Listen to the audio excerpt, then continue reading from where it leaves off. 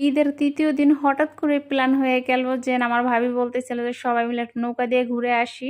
আর দেখা যায় আমি তো বাচ্চা নিয়ে দেখা যায় আমার ভাতিজা, ভাগ্নি ওদেরকে নিয়ে সবাইকে নিয়ে আমি ঈদের দিন ঘুরছি। ঈদের পরের দিন ঘুরছি। মানে সব এরকম বেশি ঘোরা হইছে কিন্তু আমার ভাবিদের আর ঘোরা হয়নি। এজন্য আমার ভাবি একদম হঠাৎ করে সকালে বলতেছিল যে সবাই নৌকা নিয়ে ঘুরে আসি।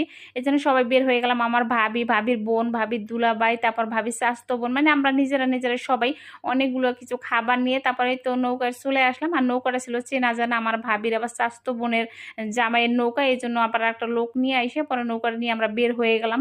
মানে যে লোক নৌকাটা চালাবে তার নিয়ে বের হয়ে গেছি। আর দেখা যায় কি আসলে একটা কথা আছে না যে কারো ঘর পড়ে আর কেউ খই টোকায়, আমাদের আসলে সেম অবস্থা। দেখা যায় আমরা একটু পানি আসাতে একটু আনন্দ করতেছি, পিকনিকে বের হয়ে যায়। আর কিছু কিছু জায়গায় দেখা যায় পানি এতটাই তাদের বিপদ কারণ হয়েছে, পানিটাই দেখা যায় তাদের বিপদ মাথার উপর দিয়ে চলে যাইতেছে, তারা এতটা কষ্টে আছে। Hello everyone.